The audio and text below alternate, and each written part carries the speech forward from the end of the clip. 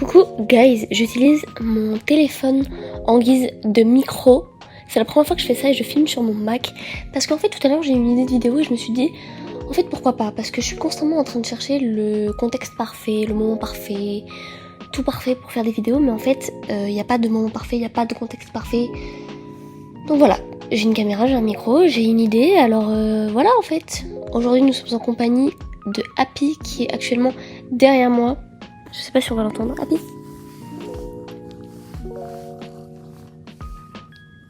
On le voit un petit peu bouger.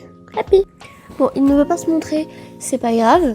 En fait, aujourd'hui, la vidéo, c'est des trucs et astuces que je recommande en tant que personne neurodivergente qui peuvent être en lien avec la manifestation, mais avec le fait de vivre mieux en général. Ce sont des choses que j'ai appliquées moi-même. Et je m'excuse d'avance parce qu'il y aura des trucs qui seront bateaux, je sais. Et moi non plus, j'aime pas les conseils bateaux. Mais écoutez, que voulez-vous ? Il s'avère que boire de l'eau, dormir correctement et faire du sport fonctionne vraiment, en fait. Je tiens à poser un contexte avant toute chose, c'est que j'ai été diagnostiquée avec plusieurs troubles / neurodivergence, mais je ne vais pas tous les mentionner pour des raisons évidentes. Mais je pense que je peux mentionner le TDAH. Donc moi j'ai été diagnostiquée l'année dernière avec un trouble de l'attention avec hyperactivité mentale notamment, et je trouve que ça a son importance parce que peut-être que si je ne pose pas le contexte, il y aura des gens qui verront la vidéo qui se disent ah oui mais moi j'ai ça donc peut-être que ça s'applique pas à moi. Donc c'est basé sur des choses, enfin c'est sur mon expérience personnelle en fait. Donc vous prenez, vous ne prenez pas, libre à vous.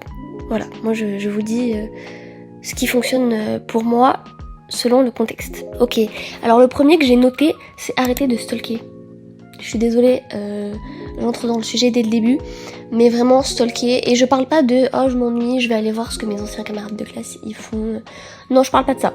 Je parle de il y a quelqu'un, je sais pas moi, un ex, un ancien ami, un membre de la famille, et vous considérez que cette personne vous a causé du tort ou ça vous fait du mal, n'allez pas voir son profil.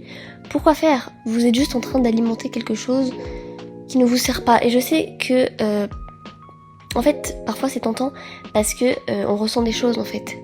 Il y a cette sensation parce que il y a l'addiction, je sais pas si c'est de l'adrénaline, mais ça y ressemble. Ou cette montée d'adrénaline en fait. Je sais pas, peut-être. Ne le faites pas. Ne le faites pas. Je vous jure que avant j'étais quelqu'un qui stalkait beaucoup, et quand je dis avant, je parle de 2022-2023 je pense. Je stalkais énormément. J'avais repris un petit peu en 2024. Mais j'ai totalement arrêté depuis. Voilà. Et ma vie se porte beaucoup mieux. Ne stalkez pas, ça ne mène à rien. Et sachez que toutes les informations dont vous avez besoin vraiment, elles vont vous remonter aux oreilles. Je vous assure que n'ayez pas peur. En fait, c'est la FOMO, genre Fear of Missing Out. Vous ne missez rien du tout en fait. Vraiment, je vous assure. Vivez votre vie, concentrez-vous sur vous. Et même si je sais que la tentation, elle est parfois forte, et ben c'est pas grave, vous y résistez, vous allez regarder un film d'horreur si vous avez besoin de sensations. La deuxième chose, là encore je m'excuse parce que en fait ça me fait mal de l'admettre, je vous avoue, parce que moi ça me gave de le faire, mais ça aide vraiment, c'est la méditation. Et je sais que j'avais déjà fait un TikTok vite fait sur ça il y a quelques mois, mais c'est vrai en fait, c'est véridique, et je trouve ça très agaçant de méditer parce que hyperactivité mentale, du coup je tiens pas en place et dans ma tête ça va trop vite, il y a trop de choses. Mais vous pouvez commencer 2-3 minutes le matin ou le soir ou plusieurs fois par jour, peu importe. Et ça veut pas dire stopper toutes ces pensées, ça veut juste dire les laisser couler pendant quelques temps, se poser. Et en fait pour moi la méditation et réguler son système nerveux c'est la même chose. En fait l'un et l'autre. En fait la méditation c'est un outil pour réguler son système nerveux. Que voulez-vous, j'ai médité pendant 2 jours et j'ai manifesté 1240 €. Parce que mes pensées étaient tranquilles en fait. Mon écran vient de s'éteindre, est-ce que ça filme toujours ? Je crois, il y a le point vert. Donc voilà, je ne peux que vous le conseiller. En plus, je lis Devenir super conscient de Joe Dispenza. Je ne l'ai pas fini, mais il vante les bienfaits de la méditation. Et c'est super. Ça me fait chier, hein, mais c'est super. Est-ce que je vais m'y tenir ? C'est une grande question. Déjà hier, j'ai pas vraiment médité, donc je vais essayer de le faire ce soir. Cela, j'ai pas écrit, mais dormir. Dormez. Ayez un cycle de sommeil correct. Tout ce qui est manger, dormir. Mais bref, ça j'y reviendrai après. Parce que j'ai noté un truc par rapport à ça. Voilà. Ensuite, je vais vous parler de la méditation. Donc, je vais vous parler de la méditation. Donc, la méditation, c'est un outil pour réguler son système nerveux. Que voulez-vous, j'ai médité pendant 2 jours et j'ai manifesté 1240 €. Parce que j'ai noté un truc par rapport à ça. Non, Happy. Happy, non. Ça va mon bébé? Ça va mon bébé? Tu viens avec moi? Avoir un animal, c'est très bien aussi. Ça apaise. Mais bon, tout le monde ne peut pas forcément avoir des animaux. Hein mon fils? Mon bébé. C'est tellement le plus beau du monde. Bref, oh il y minote. T'es trop mignon mon bébé. Bref. Alors, ben voilà, justement, c'est le prochain truc que j'ai noté. Attendez, je vais essayer de le faire ronronner, peut-être qu'on va l'entendre.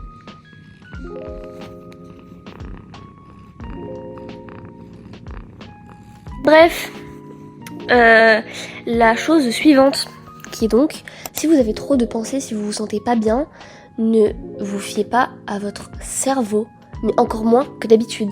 C'est-à-dire que ça va défiler d'une manière tellement intense, et c'est un cycle qui ne s'arrête pas, en fait. Et moi, au début, j'essayais de contrer ces pensées, mais en fait, je me suis rendu compte que c'était une compulsion. Donc je ne sais pas si ce que je fais est une compulsion, mais en tout cas ça fonctionne. C'est-à-dire que je pars automatiquement du principe que quand je suis trop fatiguée, ou que quand ça commence à tourbillonner, c'est que je suis trop fatiguée. Donc je prends une douche, je bois de l'eau, je mange quelque chose, je dors, ou alors je sors, je fais une sortie, et après, je reprends ce que je pensais.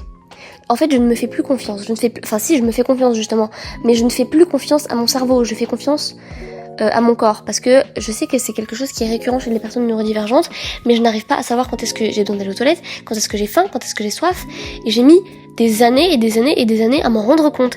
Et maintenant que je me rends compte, je me dis, ah, en fait, là, si ça part comme ça, c'est que peut-être mes besoins physiques n'ont pas été comblés. Du coup, je comble mes besoins physiques, et après, je reviens sur le mental, et ça fonctionne. À chaque fois ça fonctionne. Et pareil pour les sorties en fait, je l'ai mentionné parce que je me suis rendu compte qu'il y avait des fois où j'arrivais beaucoup mieux à manifester une fois que j'étais sortie, parce que ça me fait sortir de ma tête et que je suis tellement habituée à ce que ça tourbillonne que je ne me rends même plus compte. Et sortir, faire quelque chose d'autre, sortir de ma tête, ça aide. Et ça, c'est quelque chose dont je reparlerai peut-être dans une autre vidéo, mais j'en ai parlé rapidement sur TikTok 1 ou 2 fois. Personnellement, je suis très sujette à la dissociation depuis toute petite, pour plein de raisons différentes. Et pareil, du coup, je m'en rends pas forcément compte. Et maintenant, je commence vraiment à m'en rendre compte. Et en fait, je comprenais pas pourquoi j'arrivais pas à manifester certaines choses pendant longtemps, parce que mes intentions, elles étaient bonnes, tout était bon, mais en fait, je n'étais pas dans l'instant. Ça, c'est propre à moi, ok ? N'allez pas vous mettre des croyances limitantes. Mais je me suis rendu compte que comment je peux expérimenter quelque chose si je ne suis pas présente dans l'instant ? J'essaye d'expérimenter quelque chose dans ma vie physique, sauf que je ne suis pas moi-même dans ma vie physique. Comment on fait ? Vous voyez ce que je veux dire ? Donc je pense que répondre à ses besoins physiques, sans forcément parler de manifestation, c'est vraiment quelque chose qui est bénéfique. Et franchement, je m'entends le dire, je me dis c'est ridicule. Évidemment en fait, évidemment que manger, boire, tout ça, c'est nécessaire. Mais voilà, qu'est-ce que je peux dire de plus ? Je sais que je suis pas seule dans ce cas-là, mais il faut que ça rentre dans votre tête et dans la mienne. Et moi, ça commence à rentrer. J'espère que vous aussi. La chose suivante que j'ai écrit, c'est lire. Et j'ai rajouté entre parenthèses écrire ou faire de l'art, parce que je suis quelqu'un qui adore l'art, et je sais que c'est aussi le cas chez plein de personnes neurodivergentes. En fait, chez tout le monde, mais c'est le genre de trucs qui, j'ai l'impression, sont vachement exacerbés chez les personnes neurodivergentes. Un peu comme tout, en fait. J'ai l'impression que les personnes neurodivergentes, les traits, on va dire, de base, ils sont exacerbés. Mais bref, ça c'est que mon avis. Je m'éloigne du sujet. J'ai toujours adoré lire, vraiment. Je suis une très grande lectrice de base. Quand j'étais petite, je faisais que ça, et je faisais exprès, ma mère me disait t'as le droit de lire jusqu'à cette heure-là, et j'attendais qu'elle aille au lit, je rallumais la lumière et je lisais. Voilà. Et des fois, je me faisais cramer parce que je m'endormais sur mon livre, et elle se réveillait et elle me disait mais qu'est-ce que tu fais en fait ? Enfin non, c'est pas elle, mais c'est l'idée, les personnes avec qui je vis. Voilà. Donc lire et écrire. En fait, écrire, je trouve que c'est moins apaisant parce que moi personnellement, du coup, vu que j'ai l'hyperactivité mentale, j'arrive pas à poser tout ce que je veux sur le papier. Il faut que déjà, au préalable, je sois un minimum apaisée, ou alors que je prenne du temps pour m'apaiser, pour pouvoir tout bien poser sur papier. En fait, ça me frustre parce que je peux pas tout sortir en même temps. Mais ça peut quand même être quelque chose de très positif et j'essaie de me remettre à écrire de manière chronique parce que j'oublie tout le temps plein de trucs et avoir les choses sur papier c'est vraiment bien. Et faire de l'art pareil. En fait je trouve que notamment lire et écrire quand je suis apaisée et faire de l'art c'est vraiment ça met dans une bulle et ça apaise. Et lire, j'avais oublié à quel point ça faisait du bien parce que ça apaise instantanément et en fait le corps il est posé. Après ça c'est que moi, mais au début c'est chiant parce que il faut se canaliser, mais une fois que t'es dedans en fait. Et j'ai fait du sport pendant des années, j'ai fait de la danse pendant 7 ans consécutifs et je ne sais plus pourquoi je parle de ça. Pourquoi je parle de ça ? Ah oui, c'est comme quand on est sur scène en fait, parce que je faisais du coup des spectacles devant des milliers de personnes à la fin de l'année et c'est comme au début, t'es sur scène, tu sais qu'il y a des gens, tu les vois pas, t'as peur, t'es stressé, mais une fois que la musique elle se lance et que t'es dedans, et bah t'es dedans. Et ben là c'est pareil. Là c'est pareil. Et je ne peux que recommander, ça apaise, ça... En fait ça stimule, mais ça apaise le corps, ça stimule l'esprit, ça apaise le corps. J'adore. Et puis ça... Je pense que ça travaille l'attention, la patience et tout ça. Et c'est moins, évidemment, c'est moins nocif. Moins nocif que tout ce qui est écran, scroller, enfin c'est évident, mais... Voilà. Bref. Sujet suivant. Alors ça. Ah, il se dandine. Tu te dandines, mon fils. Mais alors ça. En fait, ça rejoint le fait de sortir de son corps. Enfin, non, pas de son corps, de sa tête. C'est le fait de se bourrer le crâne de posts et de choses. Enfin, en fait, j'ai écrit post positif, mais de choses positives. Parce que, en fait, pareil, j'ai l'impression que c'est exacerbé chez les personnes neurodivergentes, mais qu'est-ce qu'on est influençable dans les émotions, dans l'humeur, dans tout en fait. J'ai l'impression des fois d'être de la pâte à modeler et on se rend pas compte, mais notre quotidien il est tellement submergé de choses négatives. C'est pour ça que je reposte souvent des vagues de trucs positifs ou alors sur mon truc Pinterest, de toute façon il y a toujours des trucs disponibles, des trucs de santé mentale, des trucs de loi de l'Assomption et sur mon TikTok où je republie plein de trucs positifs parce que c'est bête, mais à force de se gorger l'esprit de trucs positifs, et bah, les choses finissent par se débloquer, au moins sur l'instant présent en fait. Notre cerveau il est tellement capable de faire les choses, mais on n'a tellement pas l'habitude de l'exploiter de manière positive, je trouve. Mais c'est, en fait, moi pendant longtemps je pensais que le corps prenait le dessus sur l'esprit. Alors qu'en fait c'est l'inverse. L'esprit prend le dessus sur le corps. Et il y avait des fois où j'étais figée, je sais pas comment on dit en français parce que je lis que des trucs en anglais dessus, mais c'est... Je crois que c'est la fonction exécutive où j'étais figée pendant des heures, où mon corps il était lourd et je me disais je ne peux bouger que quand mon corps ira mieux et du coup ça a alimenté ce truc, cette hyperactivité mentale et des fois c'est encore le cas, mais maintenant je prends ce réflexe de ok c'est pas grave, au moins je m'assois. Pour casser le truc, je m'assois ou alors je me lève, s'il faut que je me rassoie c'est pas grave, je me relève ou alors je regarde des trucs positifs ou alors justement je me lève et je fixe le mur pour casser ce truc là. Ou alors danser. Ça c'est une discussion que j'ai eue en 2020. Je me rappelle de la date exacte, je crois que c'était le 28 mars. Bon je sais plus. Février-mars 2025 avec une amie. Je me suis dit mais en fait je suis tellement influençable, il me suffit de mettre des trucs positifs dans ma tête ou de danser ou quoi et toute mon énergie elle devient positive. Je peux aller tellement bas dans le négatif mais je peux aussi aller tellement haut dans le positif. Je peux m'auto-influencer. Et je pense que c'est quelque chose que tout le monde a à certains niveaux. Et arrête, enfant, de faire des bêtises. Et je pense que c'est quelque chose que tout le monde a à certains niveaux. Et c'est tellement... En fait, il faut l'exploiter. Mais tu me pousses, là. Il faut l'exploiter, vraiment. Donc, se bourrer, c'est... En fait, je mélange mes mots. Mais il y a des fois où ça va pas et je suis figée parce que, par exemple, il y a eu quelque chose qui m'a trigger, qui m'a mis pas bien. Et je sais pas comment en sortir et je suis bloquée. En fait, souvent, c'est des événements inattendus qui me figent. Et j'arrive plus à bouger et je suis en mode oh non. Et un événement, une pensée négative en entraînant une autre, j'arrive plus à bouger. Et du coup je me mets sur mon téléphone et je swipe des trucs positifs, même si c'est des trucs bêtes. Et je ne lâche pas l'affaire. Tant que mon cerveau n'a pas flip dans l'autre sens, je ne lâche pas l'affaire. Et ça a changé ma vie. Et c'est bête hein, mais ça a changé ma vie. Je vous jure. Bref, je parle. Sujet suivant, il reste 3 sujets, dont un que j'ai à moitié déjà abordé. Le sujet suivant, c'est la pression et le perfectionnisme. Là, c'est pour ça, en fait, c'est ce que j'ai dit au début de la vidéo. toujours attendre un moment parfait, une occasion parfaite, et patati et patata. Ça me fait penser à la chanson de Cendrillon. C'est Cendrillon, ouais. Ouais, c'est ça. Et patati et patata. Bref, toute la journée, ça n'arrête pas. Bref, c'est pas le sujet. J'ai oublié, putain.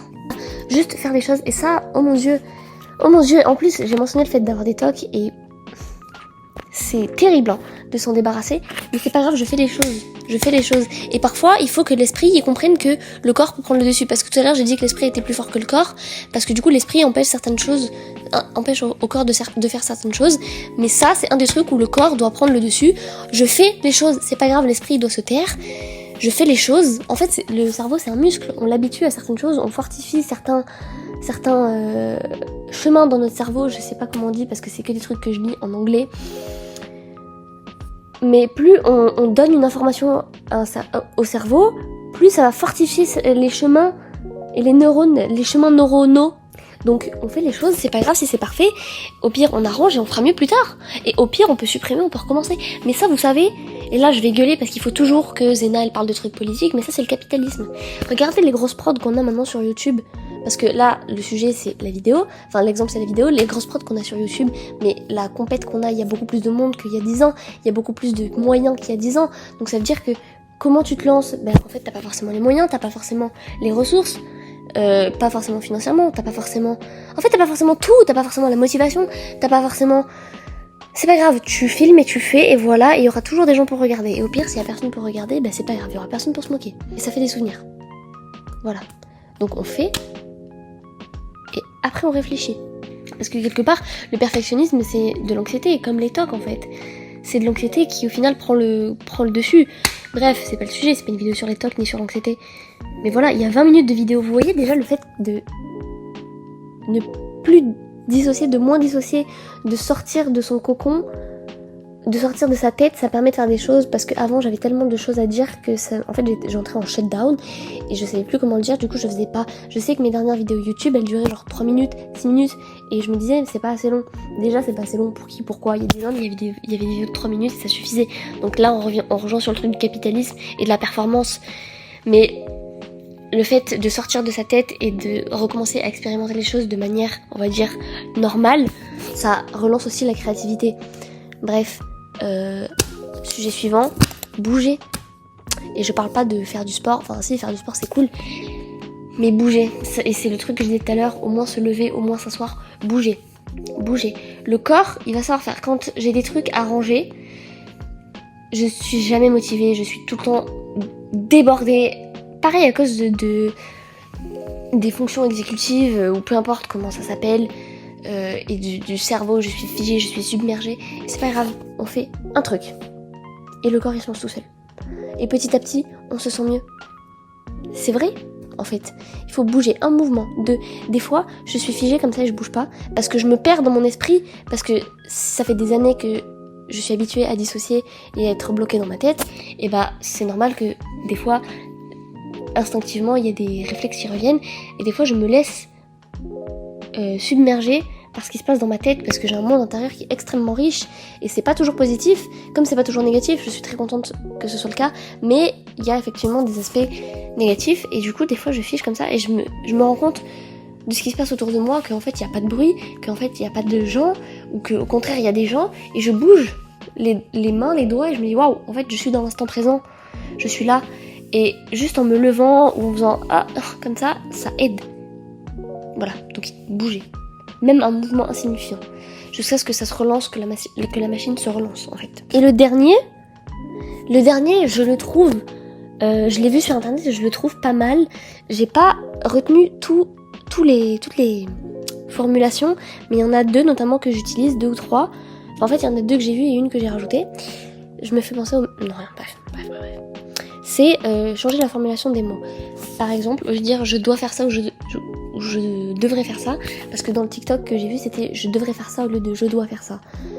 Mais en fait je change en je pourrais faire ça, et d'un coup la pression elle est relâchée. Je me dis ah ouais je pourrais faire ça, c'est optionnel. Par exemple là je suis seule chez moi, ce qui n'est pas le cas, je ne vis pas seule d'habitude, et premier truc qui m'est venu à l'esprit, c'est ok, pour pouvoir me relaxer, il faut que je range ça, que je fasse une machine, que je lance le lave-vaisselle, que je prenne une douche et après je pourrais me relaxer. Non. Et en plus que je complète ma routine parce que je suis quelqu'un de très routinier. Bon, en l'occurrence, ne pas avoir fait ma routine, ça m'a un petit peu dérangée. Mais tout le reste, je ne suis pas obligée de le faire. Et au lieu de me dire je dois faire ça, je me dis je pourrais faire ça, je ne meurs pas si je ne fais pas ça. C'est pas grave, la vie continue de tourner, en fait. Et voilà, c'est des formulations comme ça qui relâchent la pression, et du coup c'est beaucoup plus facile de faire ces choses-là. Et il y en a un autre, c'est par rapport à l'anxiété, c'est pour le fun, de changer sa perspective et de voir quelque chose de stressant en mode oh bah je le fais pour le fun. Ah j'ai un papier à envoyer, bah c'est pas grave, je le fais pour le fun. Pourquoi il y a une pub? Ah oui, parce que j'ai mis un écran blanc pendant 10 heures pour faire de la lumière, ce qui est pas très efficace au final. Mais du coup il y a une pub, je sais pas si on entend. Fun. J'attends que la pub elle passe. Au pire je peux juste couper le son en fait. Le son est coupé, nous pouvons reprendre. Et le dernier du coup c'est... en fait ça va un petit peu à l'encontre de ce que je disais tout à l'heure en mode oui quand je commence quelque chose je vais jusqu'au bout parce que la machine est lancée, sauf que je suis pas obligée justement de mettre la pression de dire je dois absolument finir ça, parce que quand je commençais des projets avant du coup je me laissais pareil submerger par le fait de je commence, je dois absolument finir et en plus après je dois ranger et du coup je me laissais submerger. C'est pas grave, je suis pas obligée de tout ranger maintenant, je suis pas obligée de tout nettoyer maintenant, je suis pas obligée de faire toute l'activité manuelle que je fais maintenant, je suis pas obligée de lire tout le livre maintenant, ni tout le chapitre, je ne suis pas obligée de faire tout maintenant. On enlève la pression, je peux faire petit bout par petit bout. Tout à l'heure, je voulais ranger mon espace de vie, je me suis dit ok il faut que je fasse ça, il faut que je change les draps, en plus mes draps ne sont pas sales, je sais pas pourquoi, parce qu'en fait, pareil, je commence un truc, il faut que j'aille jusqu'au bout, mes draps sont propres, pourquoi changer? Donc je sais pas, au final j'ai pas changé mes draps, je n'ai pas passé l'aspirateur que je passerai un autre jour parce que c'est propre, pareil, mais il faut que j'aille jusqu'au bout. Donc j'ai rangé quelques trucs, je finirai de ranger peut-être demain, peut-être après-demain, et puis quand ce sera, je vais au moins une fois par semaine, et quand ce sera la fin de la semaine, d'ici là j'aurai tout fait. Et apprendre à faire ce genre de choses petit à petit, au lieu de tout faire d'un bloc et de se mettre la pression, c'est beaucoup plus agréable et c'est beaucoup plus pratique, ça facilite la vie. Au début c'est pas facile, parce que j'ai l'impression d'apprendre à vivre alors que je suis majeure, en fait. Il serait temps d'apprendre à vivre. Normalement, en tout cas. Mais c'est pas toujours facile avec certains modes de fonctionnement qui sont différents d'habitude. Mais pareil, et en fait, si la pression elle diminue sur tel domaine, elle diminue aussi sur tel domaine et sur tel domaine. Et une chose en entraînant une autre, vivre devient plus facile, manifester devient plus facile, relationner avec les autres devient plus facile, tout devient plus facile. Voilà. Donc c'est pour ça que je trouvais cool de faire cette vidéo. En plus, l'idée m'est venue d'un coup. Je me suis dit, en fait, pourquoi pas? Et voilà, et j'ai pris mon petit micro et ma petite webcam de l'ordinateur, et voilà. Et là, je vais faire un montage à la va-vite sur CapCut, sur l'ordi, alors que d'habitude, je fais un truc hyper... Et voilà, et je vais poster la vidéo, et les gens qui la verront, et les gens qui la voient pas. On s'en fiche, en fait. Voilà, on s'en fiche. Voilà. Sur ce, je vous souhaite des gros bisous. Il est 2h du matin quand je chante ça. Donc, une bonne nuit. Je n'ai pas envie de dormir. J'ai dit tout à l'heure qu'il faut avoir un bon cycle de sommeil. Est-ce que je vais éditer ça maintenant? Je sais pas. On va voir. Mais bon. Sur ce, je vous souhaite une excellente nuit, une excellente journée. Gros bisous.